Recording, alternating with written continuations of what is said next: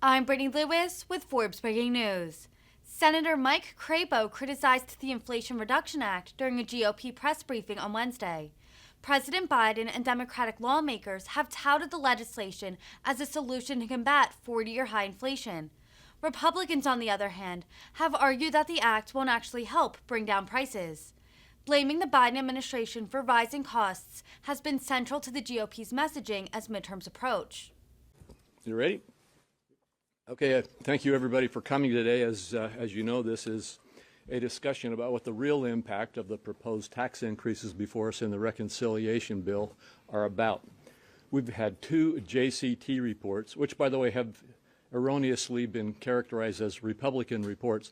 The Joint Tax Committee is a bipartisan committee and reports on a bipartisan basis to questions asked by either party. We asked the Joint Tax Committee to give us these kinds of analyses, and on their bipartisan basis they did so.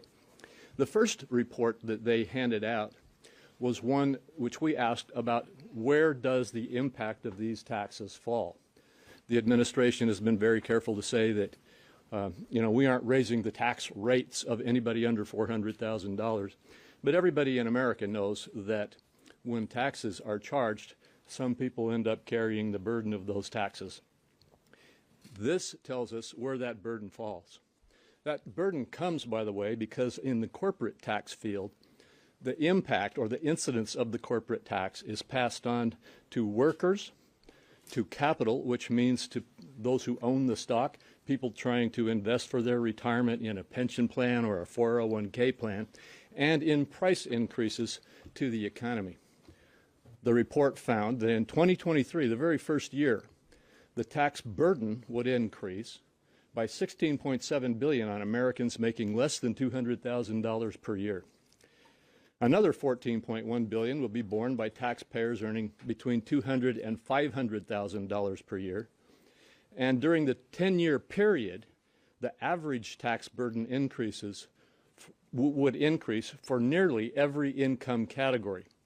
And when you get to the point at the end of the 10-year period, the entire burden, half to two-thirds of the entire burden of this new tax revenue would fall on those earning less than $400,000.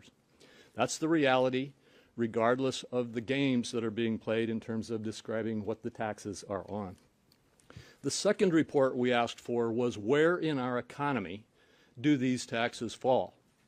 That was this report, which showed that 49.7% of those taxes will fall on manufacturers.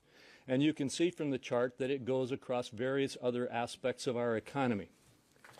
The point here is this bill will slam manufacturing. And I just point out, and I know my colleagues will get into this in a little more detail, I just point out that we worked as hard as we could back in 2017 to get our tax code amended so that we could incentivize capital formation in America, so that we could encourage all those hundreds of billions, trillions of dollars being held offshore to be brought back to the United States and invested here. And what we saw then was it happened. Companies came back to the United States, invested the capital. We got the strongest economy that we have seen in probably all of our lifetimes. Employment was up, wage increases were up, and the inflation rate was less than 2%, down around 1.5%. That's what was coming out of the effort to get capital formation back into the United States. This bill is going to slam it. There's one other aspect of this, talking about the manufacturing impact.